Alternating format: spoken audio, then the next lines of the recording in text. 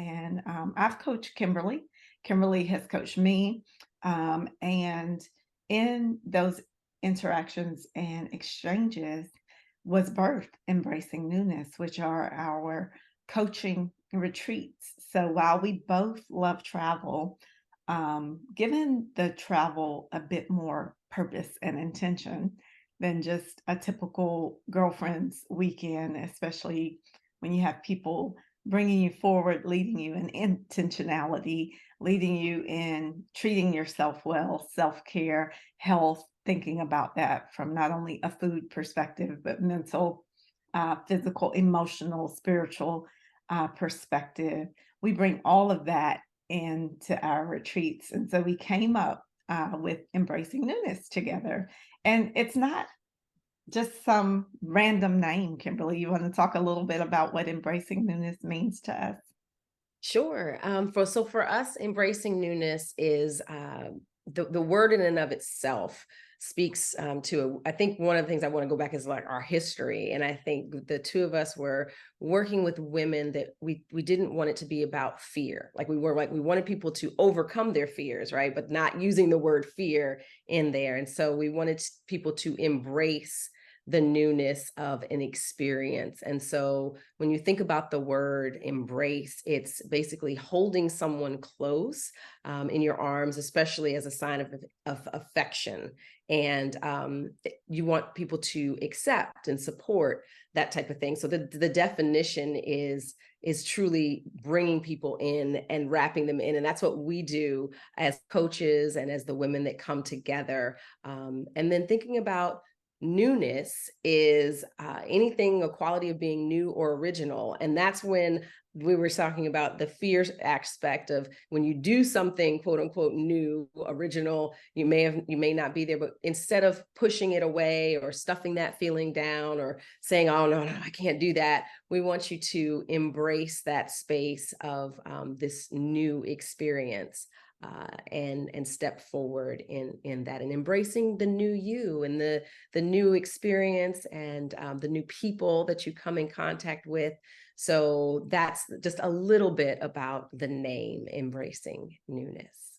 And what about our symbol? We have a wonderful logo and symbol, the peacock. So could you explain a little bit about that, Serena? Absolutely. And then our peacock is encompassed in a circle, in several circles, and the peacock coming forth to just symbolize being confident in self, having house self-esteem and self-regard, just high in dignity and refinement, right? I think about adults, and when you think about adults, and they typically get into the careers and they always like professional development, but what does that personal development look like, and why do we think it stops somewhere along the way? So that refinement, like we're always being refined and fine-tuned, and having a different kind of knowledge, and just the beauty of the peacock, and thinking about the plumes and all of the feathers when they come and spread out,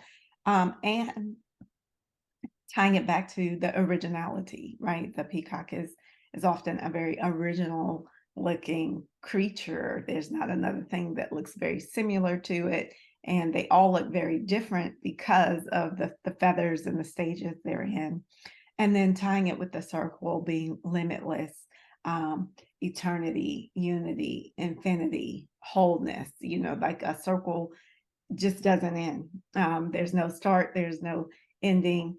It is just this continuous piece, and it representing the evolution of us and people. We are always transforming in our life. And, knowing that as coaches who are certified coaches, who do a lot of non-directive coaching, who also give some information when people don't know, just really thinking about that's what we're doing. We're helping people transform, like to move from where they were to who Mhm. they need to be in this moment, and that it's a never-ending process, really.